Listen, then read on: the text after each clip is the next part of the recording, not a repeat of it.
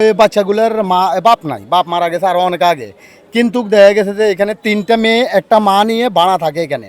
এই 3টা মেয়ে নিয়ে আছে। এখন এই যে লোকটার সাথে কি দাদা দ্বন্দ্ব ছিল জানি না, কিন্তু সে ঘরের ভিতরে ঢুকি তাদেরকে কোবান শুরু করছে। 3টা অলরেডি মারা গেছে, একটা ঢাকা নামার পথে মারা গেছে। এই আমি শুনছি, আমি আইসা দেখি আমার দোকান থেকে দেখি যে রক্ত মাখা একটা মেয়েকে এইভাবে কুলো করে নিয়ে আসতেছে। তো আমি সেই সাথে সাথে আইসা শুনি কি এখানে আনসারে শুনি যে মারা গেছে। যে তিনজন দেখছি, একজন মেডিকেলে নেওয়ার পথে মারা গেছে, এটাই জানছি, বুঝছেন। আমি শুনছি যে এরা বলে ভাইরের ভাড়া থাকে এখানে। ওইটা শুনে আর কি আমরা এখানে আসছি, আমাদের ছাত্রী ছিল তো ওইটার জন্য। খুব ভালো ছিল ওরা, খুব স্টুডেন্ট, খুব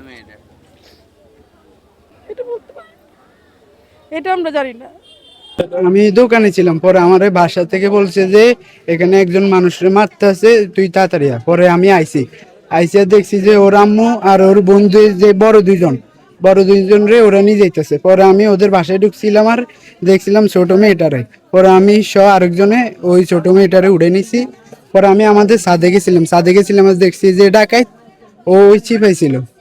পরে ওরে এই দিক দিয়ে নামাই এই জায়গায় মারছে, ওরে নামানো হয়েছে। অনেকজন ওই এই এই এটা দিয়ে উঠে তারপরে নামাইছে আর কি। আপনারা জানেন যে রায়পুরে একটা ভয়াবহ ঘটনা ঘটছে। এই ঘটনা জানার পরপরই আমরা এখানে আসছি।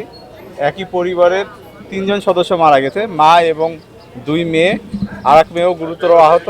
সে ঢাকা রেফার করা হয়েছে।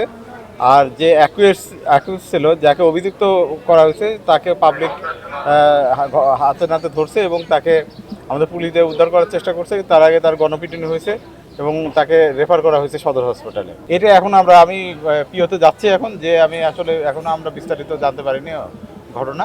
আমরা যেয়ে তারপরে আমরা ডিটেল নিয়ে তারপরে জানাবো আপনাকে।